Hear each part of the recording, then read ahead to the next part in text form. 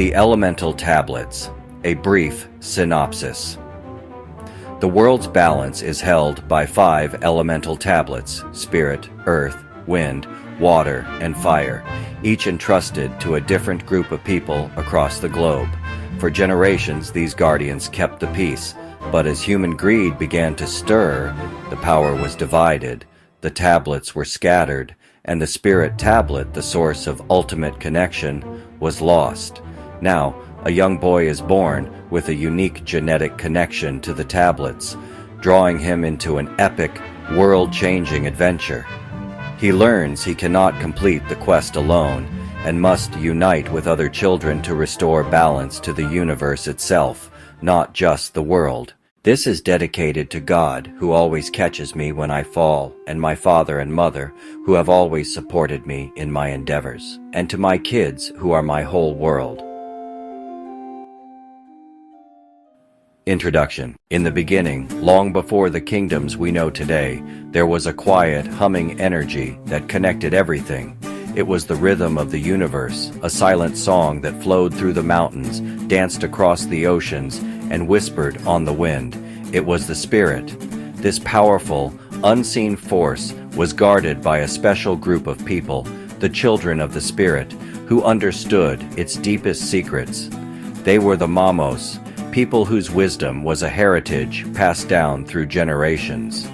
They lived in harmony with the natural world, knowing that everything from the tallest tree to the smallest grain of sand was part of a single, living web.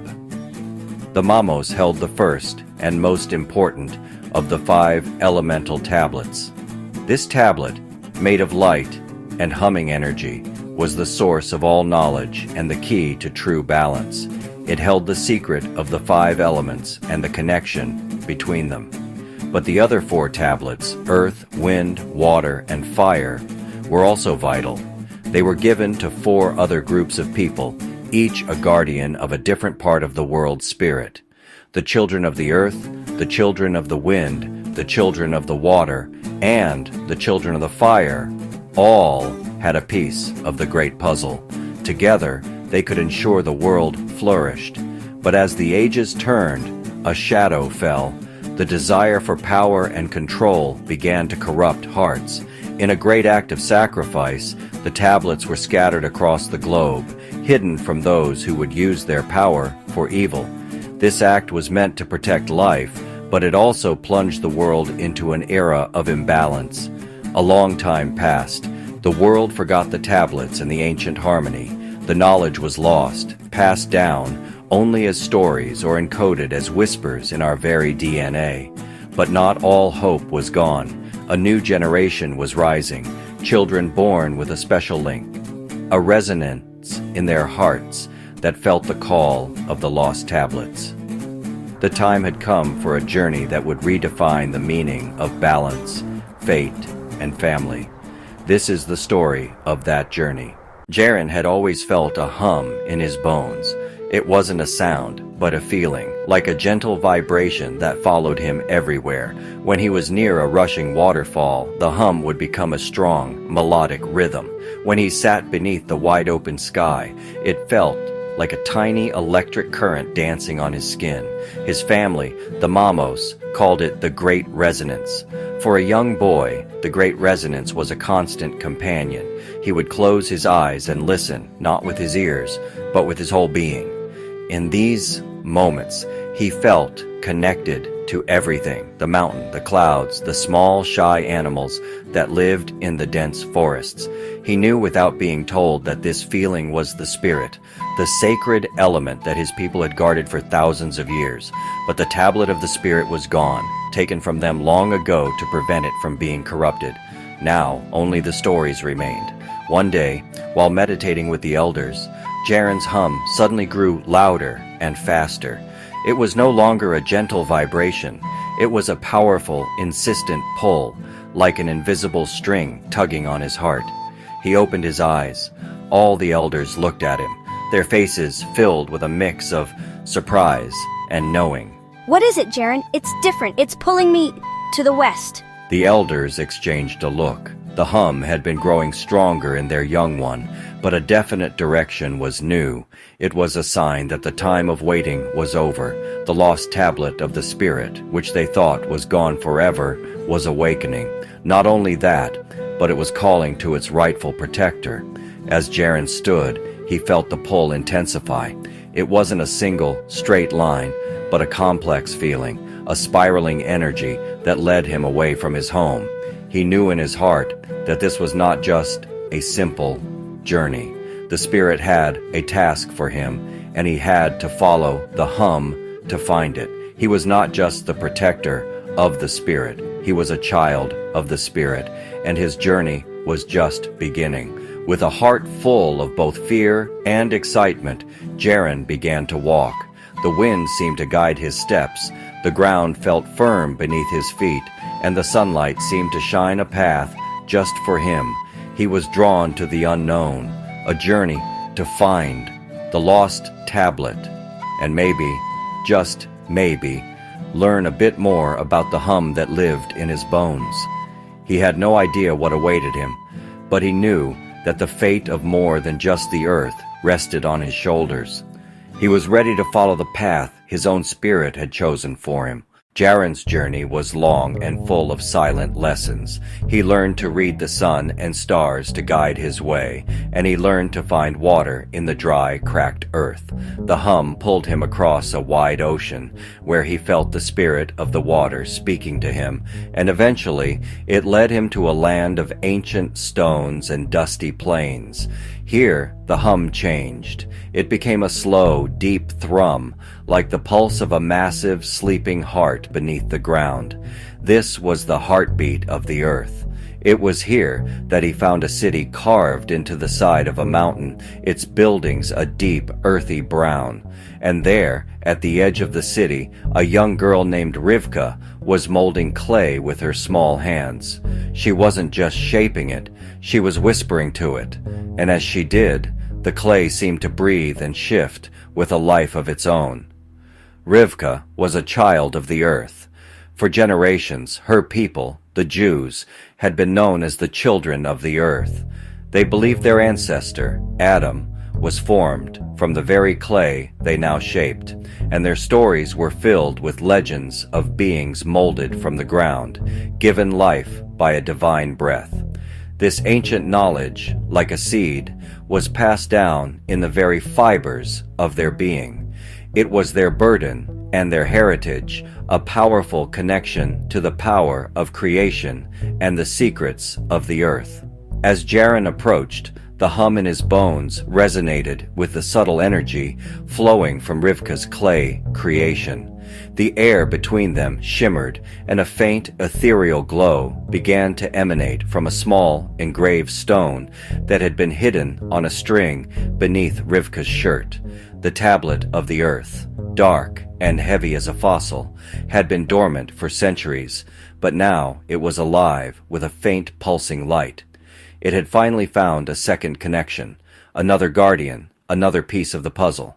As Rivka looked up, her dark eyes met Jaren's, and they both felt the same powerful, undeniable tug. The journey was no longer his alone. Together, Jaren and Rivka continued the journey, their hums now a powerful, combined song.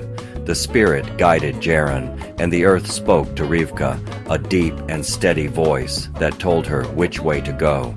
They traveled far, past red canyons and through quiet deserts, until the hum changed once more.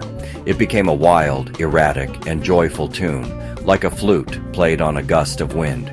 It led them to a high, open plateau where the sky seemed to touch the land. There, they met a boy named Itzcoatl, a Chichimeca.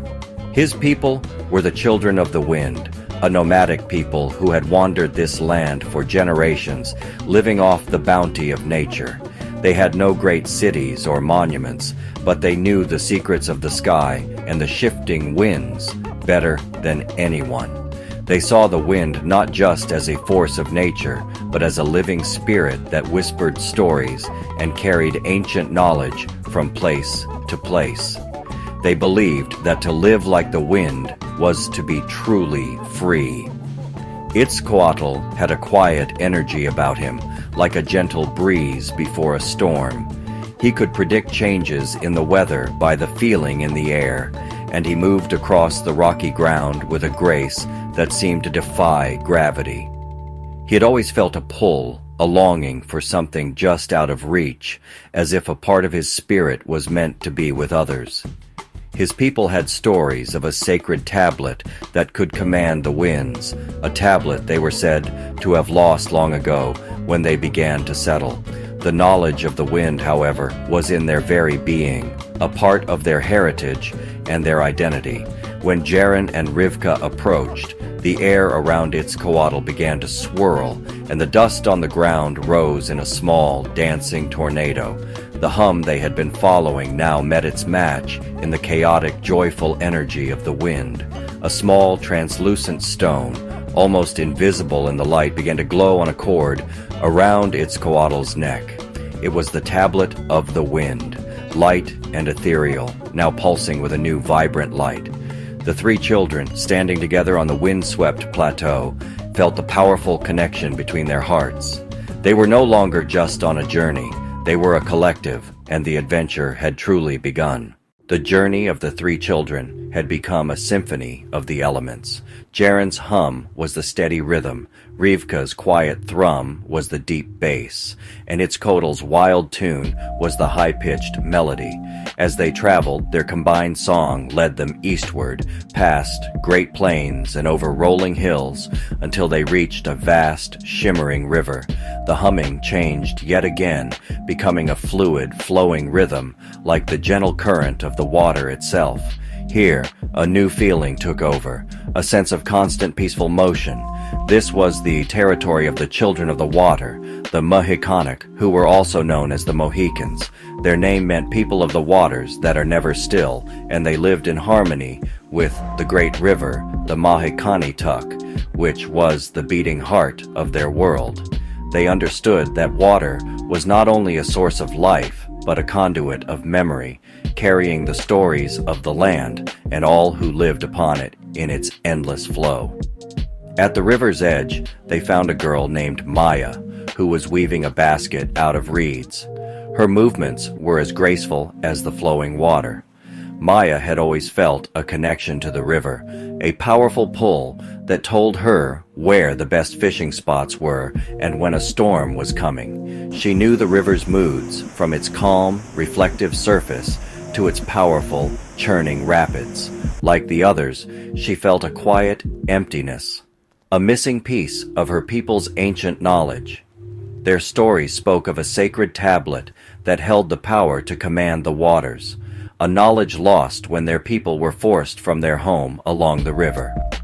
As the three children approached, the river seemed to shimmer with an inner light, and the hum from their bodies caused the water to swirl in a gentle eddy around Maya's feet. A flat, polished stone, as blue as the deepest part of the ocean, began to glow on a necklace around Maya's neck. It was the tablet of the water. Its light pulsed in time with the river, and the four children, their elemental connections now joined, felt a powerful surge of energy. They were a force of nature, a new generation of guardians. The journey was almost complete, and with the four elemental tablets now awakened, the universe itself seemed to hold its breath in anticipation. With all four tablets awakened, the children's combined energy created a new kind of hum, a powerful resonant song that seemed to vibrate the very air around them. It was a melody of all the elements in harmony, the spiritual rhythm of Jaren, the deep, earthy thrum of Rivka, the wild tune of Itzcoatl, and the fluid flow of Maya. It led them far across lands both dry and fertile, until the air grew thin and the ground became a canvas of reds and blacks. The hum transformed one last time, becoming an intense, living heat like the pulse of a contained inferno. They had arrived at the base of a great smoking mountain. Here they met a boy named Keto. He was a child of the fire, one of a proud and ancient people who had lived in the shadow of this mountain for centuries. His people, the Maasai, saw fire not as a destroyer, but as a life force. It was the warmth of their hearts, the light in the deepest darkness, and a protector against the wild. They believed that fire was a gift from the heavens, a piece of the sun brought down to earth, and that to control it was to understand the rhythm of creation itself. Quito had a quiet, intense gaze, and he carried himself with the steady patience of a slow-burning ember. He had always been drawn to the warmth of the community fire, feeling the life within it, the stories it told, and the memories it held. Like the others, he felt a longing for something more, a missing part of his people's ancient knowledge. Their legends spoke of a tablet of fire, a sacred stone that could unleash the sun's power and ignite the very heart of the world, a stone they were said to have lost when the world turned its back on the ancient ways. When the four children approached, the hum became an audible roar. The ground beneath their feet began to tremble, and a powerful, almost overwhelming surge of energy radiated from Quito's chest. A small black stone, jagged and fierce like a piece of cooled lava, began to glow with a deep volcanic red. It was the tablet of fire, and as it pulsed with a new, vibrant life, all five children felt a profound sense of completeness. They were the five guardians, their ancient heritage now fully awakened and joined. With the five elemental tablets finally humming in unison, a great change was coming, and they were at its center. The five children, now a powerful, unified force, felt the pull of the last and most important tablet. The spirit tablet, which had been calling to them from the very beginning, was finally within reach. The combined hum led them to a hidden grotto deep within the heart of the mountain. There, floating in the center of a crystal-clear pool, was the spirit tablet, humming with a brilliant pulsing light. But it was not unguarded. A dark, shadowy figure emerged from the depths, a being born of human greed and the lust for power. It was the one who had scattered the tablets, and it had been waiting for centuries for the guardians to return. The being of greed lashed out, its energy a twisted, discordant version of the elemental powers. It was fire without warmth, earth without life, wind without freedom, and water without peace. It attacked them with a whirlwind of dark energy, trying to separate them, to break their connection. But the children stood their ground, their hands joined in a circle. Together! And he sent a wave of spiritual energy into the circle. Rivka slammed her foot on the ground, calling forth a wall of jagged rock to protect them. Its Kotal commanded a gust of wind to deflect the dark energy, and Maya raised her hands, drawing water from the pool to form a shield. Quito raised his fiery hands, creating a beacon of light to cut through the darkness. Their individual powers were great, but their combined power was a force the being of greed had never faced. As they fought, they realized the true secret of the tablets. It wasn't about power, but about balance. The tablets were not weapons, but tools for a great universal harmony. They focused not on defeating the being, but on restoring the balance it had disrupted. They channeled their combined power into the spirit tablet, and as the five elements, spirit, earth, wind, water, and fire, connected, the tablet shone with a blinding light. The light was not a weapon, but a powerful, unifying force. It wasn't an attack, but a gentle, undeniable return to order. The being of greed, unable to withstand the pure harmony, dissipated into nothingness, its darkness swallowed by the light. With the tablets now reunited and the balance restored, the five children looked at each other, not as strangers, but as family. They had found more than just the tablets. They had found each other, and in their shared journey, they had found the truth. Their diversity, their different backgrounds and elements, wasn't a weakness, but their greatest strength. The moral of their story was clear. No single element can exist alone. True power lies in unity, and true harmony is found when all the different parts come together, not in spite of their differences, but because of them. With their mission complete, they stood ready to face a new world, a world where the hum of the spirit was now a joyous, universal song.